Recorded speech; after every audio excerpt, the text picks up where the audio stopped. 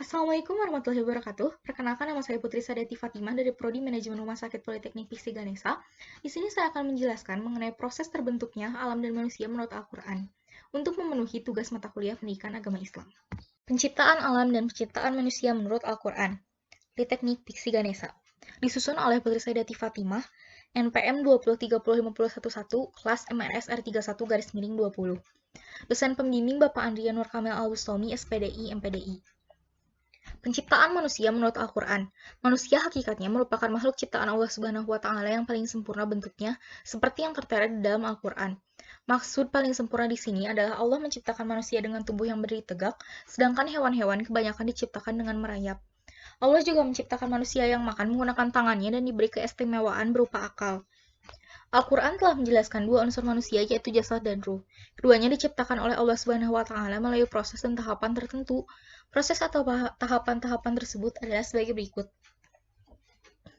Penciptaan jasad pertama diawali dari tanah. Hal tersebut dijelaskan dalam Al-Quran surat Al-Hajj ayat 5, yang artinya, "Hai manusia, jika kamu dalam keraguan tentang kebangkitan dari kubur, maka ketahuilah sesungguhnya kami telah menjadikan kamu dari tanah, kemudian dari setetes mani, kemudian dari segumpal darah, kemudian dari segumpal daging yang sempurna kejadiannya dan yang tidak sempurna, agar kami jelaskan kepada kamu dan kami tetapkan dalam rahim apa yang kami kehendaki sampai waktu yang sudah ditentukan.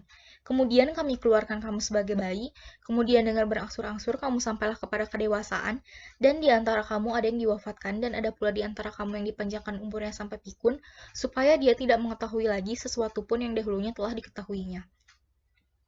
Dan kamu lihat bumi ini kering, kemudian apabila telah kami turunkan air di atasnya, hiduplah bumi itu dan suburlah dan menumbuhkan berbagai macam tumbuh-tumbuhan yang indah." Proses terciptanya manusia menurut surat Al-Hajj ayat 5. Proses tersebut menurut Al-Quran surat Al-Hajj ayat 5 adalah sebagai berikut. Pertama, Al-Quran menjelaskan berkaitan dengan penciptaan asal manusia dari tanah. Yang dimaksud di sini adalah manusia pertama, yaitu Adam alaihissalam. Al-Quran menjelaskan dalam proses penciptaan setelah Adam alaihissalam atau anak cucu Adam melalui proses penjabaran cukup panjang, yaitu evolusi. Proses tersebut diawali dengan penciptaan sperma dari saripati tanah. Kemudian sperma berproses menjadi alaqah atau segumpal darah, kemudian alaqah berproses menjadi mudghah, setelah itu menjadi bayi. Proses terciptanya manusia menurut beberapa ayat Al-Quran.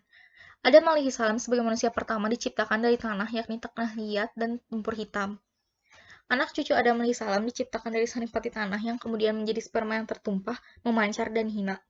Kemudian setelah sperma menjadi alaqah dan alaqah menjadi mudghah, lalu ia menjadi idoman lahman. Pada saat proses di atas, poin 2 dan 3 berlangsung, ditiupkanlah ruh di samping ruh. Allah menciptakan atau memberikan indera pendengaran dan penglihatan dan hati. Setelah sampai pada masa yang telah ditetapkan Allah Subhanahu wa Ta'ala, yaitu kelahiran paling cepat 6 bulan, mayoritas usia 9 bulan dan pendapat lain 1 tahun, lalu lahirlah bayi atau manusia sempurna. Proses terciptanya alam menurut Al-Quran. Alam semesta adalah segala sesuatu yang ada pada diri manusia dan di luar dirinya yang merupakan suatu kesatuan sistem yang unik dan misterius. Alam semesta juga dapat didefinisikan segala sesuatu yang ada atau yang dianggap ada oleh manusia di dunia ini, selain Allah Subhanahu wa Ta'ala beserta zat dan sifatnya. Ayat Al-Quran tentang penciptaan alam yaitu surat An-Nazi'at ayat 27 sampai ayat 33 yang artinya, "Apakah penciptaanmu yang lebih hebat ataukah langit yang telah dibangunnya? Dia telah meninggikan bangunannya lalu mempergunakannya. Dan dia menjadikan malamnya gelap gulita dan menjadikan siangnya terang benderang. Dan setelah itu bumi dia hamparkan, darinya dia pancarkan mata air dan ditumbuhkan tumbuhan-tumbuhannya. Dan gunung-gunung dia pancangkan dengan teguh, semua itu untuk kesenanganmu dan hewan-hewan ternakmu." Quran Surat An-Nazi'at ayat 27-33. Masa pertama, Quran ini adalah masa proses terciptanya alam menurut Al-Quran. Masa pertama, Quran Surat An-Nazi'at ayat 27. Pada masa atau periode ini, alam semesta pertama kali terbentuk dari ledakan besar yang disebut Big Bang. Ledakan besar tersebut sebagai awal lahirnya ruang dan waktu termasuk materi. Dari ledakan besar tersebut, terbentuklah awan debu atau dukhan. Ketika dukhan berkondensasi sambil berputar dan memadat, di situ terbentuk unsur hidrogen. Saat temperatur dukhan mencapai 20 juta derajat Celcius, terbentuklah helium dari reaksi inti sebagian atom hidrogen, lalu sebagian hidrogen yang lain berubah menjadi energi berupa pancaran sinar infrared. Masa kedua, Quran Surat An-Nazi'at ayat 28. Ayat ini menerangkan tentang proses pengembangan dan penyempurnaan. Dalam ayat ini terdapat kata meninggikan bangunan yang memberi pengertian bahwa alam semesta mengembang, galaksi-galaksi saling menjauh, dan langit makin tinggi.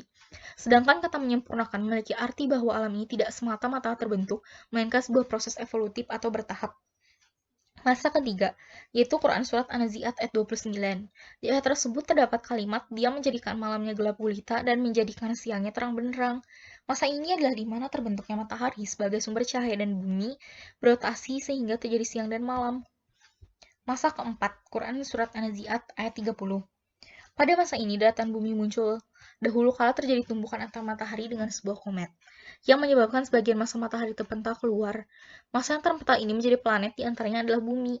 Penghamparan yang dimaksudkan adalah pembentukan superkontinen di permukaan bumi. Ketika bumi baru terbentuk, belum ada daratan, yang ada hanyalah batuan-batuan yang berpijar dengan suhu ratusan derajat Celcius. Hidrogen yang terdapat pada komet bereaksi dengan unsur-unsur yang ada di bumi kemudian menjadi uap dan turun sebagai hujan atau spes. Masa kelima, Quran Surat An-Nazi'at ayat 31.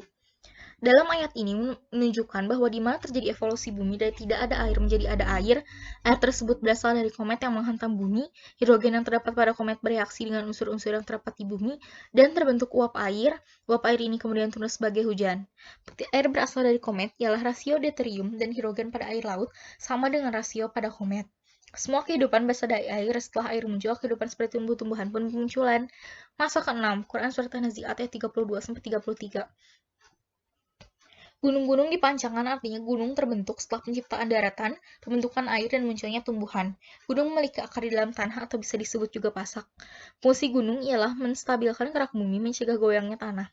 Sebagaimana yang disebutkan dalam ayat 33, setelah terbentuknya gunung, terciptalah hewan dan manusia. Sekian yang dapat saya sampaikan. Wassalamualaikum warahmatullahi wabarakatuh.